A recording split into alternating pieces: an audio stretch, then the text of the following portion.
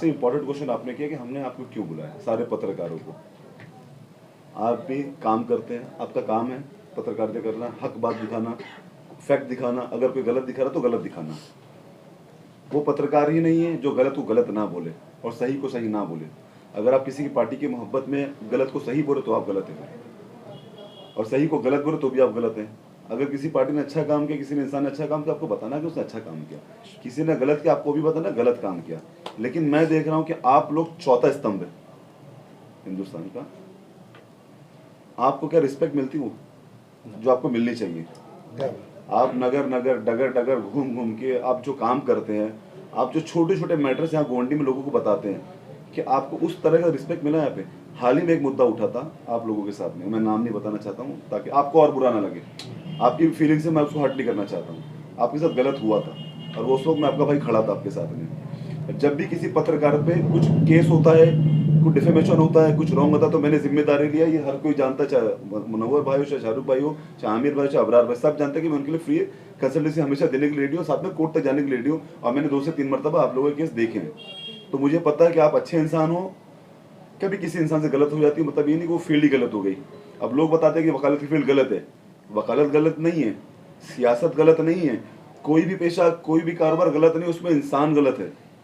वो इंसान उस पेशे को गलत बना देता है। तो आज जो आप लोग खड़े, आप लोगों को मजाक बना कर रखा है समाजवादी पार्टी के लोगों ने। ये लोग बोलते हैं आपके खिलाफ के, ये क्या बिरयानी देंगे और पेप्सी देंगे तो हमारे पास आ जाएंगे काम करने। आपकी ये औकात है भाई? आपको जो इज्जत मिलनी चाहिए वो कौन देगा? जो इज्जत आपको 20 साल में नहीं मिली है, नहीं मिली है। अगर आप मिले बताओ मुझको। आपको हल्के में दिया जाता भाई। जब इलेक्शन करीब आएगा तो आपको बुलाया जाएगा, 5,000 10,000। आपको, आपका भी घर है, चलना चाहिए। आपका काम ही यही है, कोई दूसरा काम तो आप करते नहीं है। कंवर जी, मैं इस बात में आपको रुकाता हूँ। देखिए, एक होते हैं पत्रकार, एक होते हैं चाटुकार। तो चाटुकारिता हम लोग करते नहीं है। पत्रकारिता का ये लेवल जो है कहीं ना कहीं बीच में हुआ था, हमने उनको बताया था। तो अभी जो आपने मुद्दा रखा है 134 का, तो हमको उस पर ही बात करना चाहिए कि 134 में विकास अभी तक जिस तरह से होना चाहिए समाजवादी पार्टी ने नहीं किया है, पूर्व नगर सेविका ने नहीं किया है। तो हमारी ताई जो है एडवोकेट सवाना कमर खान, एक सवाल है कि लोगों का कि मैं उसी पे आ रहा था, मैं उसी पे आ रहा था। अब ये जो मुद्दे आपके साथ होते हैं, आपने हर नगर सेवक के लिए काम किया है, गलत को गलत बताया, सही को सही बताया। अब मैं जिस वार्ड से लड़ रहा हूँ 134 से, वहां भी बहुत सारे गलत काम हुए, और वहां के जो नगर सेवक है उन्होंने भी शायद आपको वो रिस्पेक्ट नहीं दिया होगा।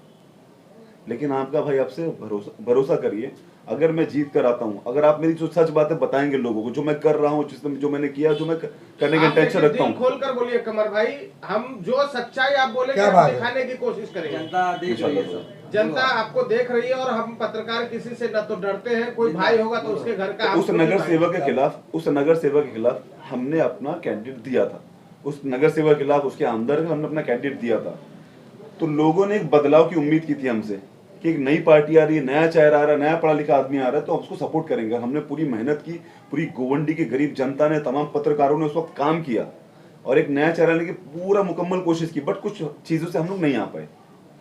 अब उस बदलाव के चक्कर में हमको ये पता चला, जिस सदस्य को हम सपोर्ट कर रहे थे, वो सदस्य उस पार्टी ने, एमआईएम पार्टी ने, यहाँ पे दलाली का काम शुरू कर दिया है। जो काम इम्तियाज जलील और उनके जो बैठे हुए हैदराबाद के बलाला साहब, जो उन्होंने काम किया था दलाली करने का, आज वो सेम काम, वो डिक्टो काम गोवंडी के अंदर, महाराष्ट्र के अंदर हो रहा है। आज टिकट के नाम पर उल्टे सीधे लोगों को टिकट दी जा रही है, बेची जा रही है। तो ऐसे में क्या 130, मैं अब सिर्फ 134 वार्ड की बात नहीं कर रहा हूँ, मैं पूरे असेंबली की बात कर रहा हूँ। क्या भविष्य अच्छा होगा यहाँ के लोगों का? मैं 134 से लड़ रहा हूँ, मेरा तो पहला प्रेफरेंस है, मेरा पहले कि 134 की पब्लिक को जितना मैं सेटिस्फाई कर सकूं, जितना उनका काम कर सकूं, चाहे वो संडास हो, चाहे बाथरूम हो, चाहे एजुकेशन हो, चाहे क्राइम हो, चाहे नशा हो, उसमें सारी चीज इन्वॉल्व है।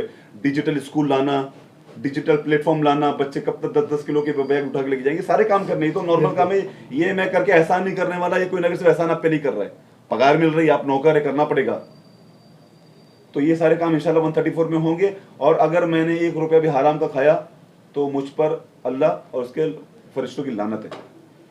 अच्छा, सबसे लास्ट में राष्ट्रवादी से ताई खड़ी हो रही है, तो जनता से किस तरह का अपील करेंगे कि अजीत दादा पवार ने आपके ऊपर विश्वास करके, सना ताई मलिक ने नवाब मलिक ने आपके ऊपर विश्वास करके टिकट दिया, तो उनको और जनता को किस तरह से अपील करना चाहिए? किसी ने मुझसे सवाल किया था कि आपने मतलब एमआईएम पार्टी या समाजवादी पार्टी से क्यों नहीं लड़े। मैं लड़ लेता, समाजवादी से लड़ लेता, एमआईएम से भी लड़ लेता, मुझको मिल जाता, मुझको बहुत कुछ मिलता, कमीशन मिलता, हरामखोरी सब मिलता मेरे को, लेकिन जनता को क्या मिलता? जनता को 20 साल में कुछ नहीं मिला है। ये जो रोड मिला है, जो पानी मिली है, जो स्कूल चल रही है, ये सब बीएमसी का काम है, बीएमसी कर रही है। नगर सेवक 4 साल से तो भी काम हो रहा है ना, साफ सफाई हो रही है।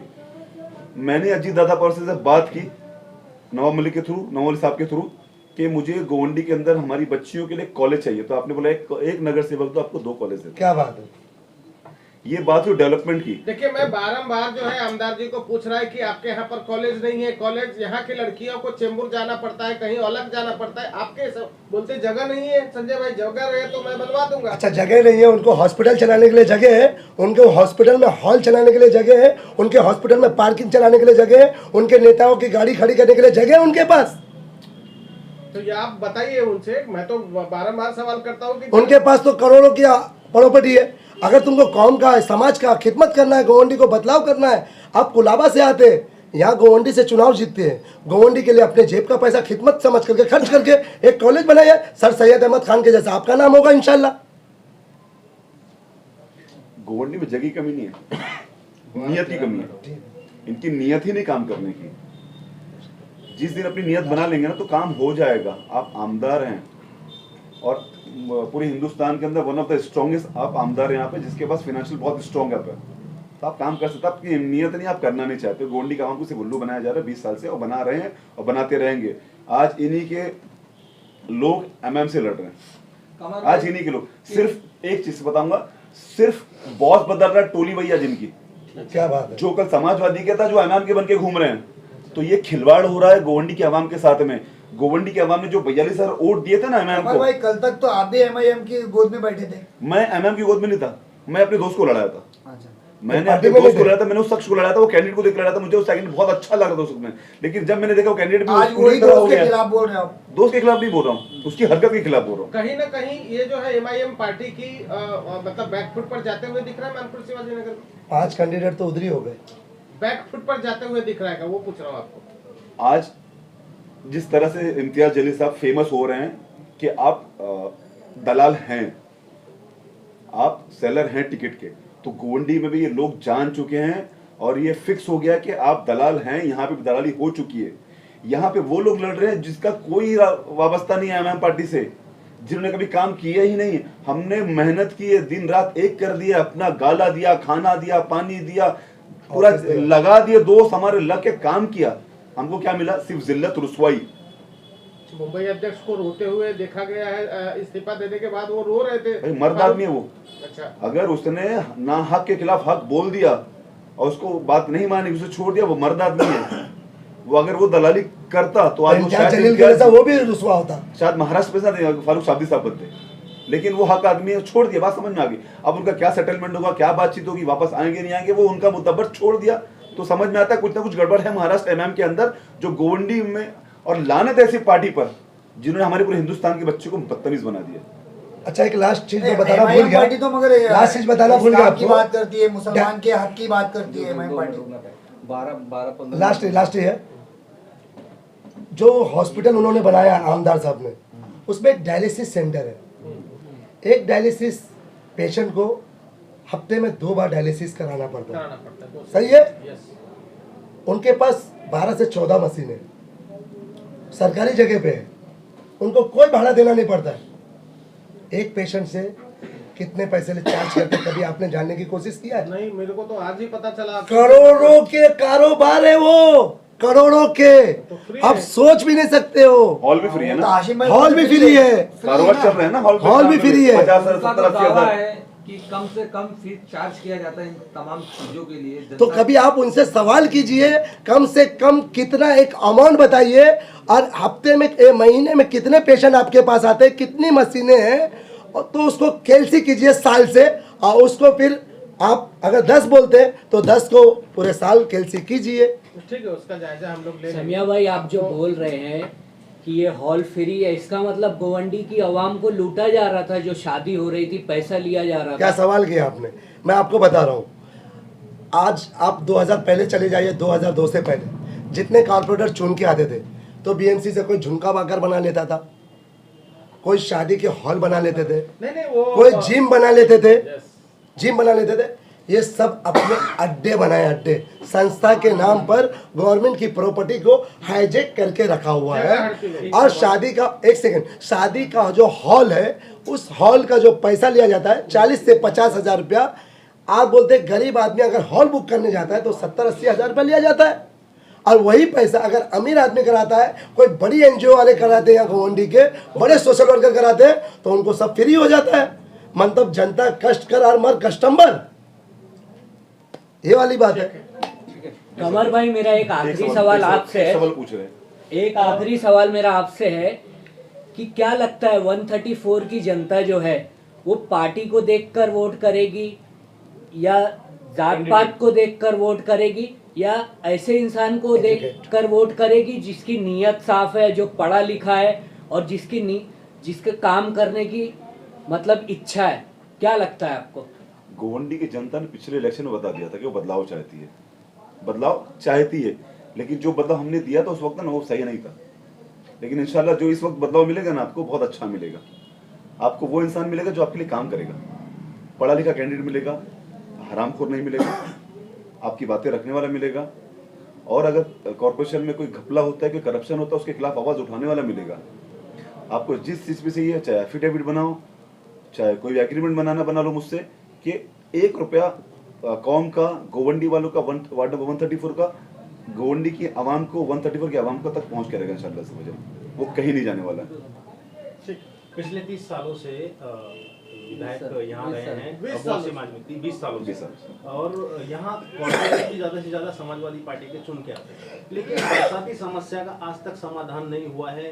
बरसात में हमेशा रोडों पे पानी भरता है, आज भी आप कितने सालों से देख रहे हैं, लेकिन कॉर्पोरेटर का जो काम होता है वाटर गटर मीटर, आज तक वो सॉर्ट आउट नहीं कर पाए। इसके मामले में आप किस तरह से जाने वाले? गटर का भी पैसा वही खाते हैं। कोई कॉन्ट्रैक्टर आता है जैसे आसिफ चूना वाला, करोड़ों का चूना ने अरबों का चूना लगा के गया, कब्रस्तान का वो खा गया, गटर के इनके खुद कॉन्ट्रैक्टर खा गए।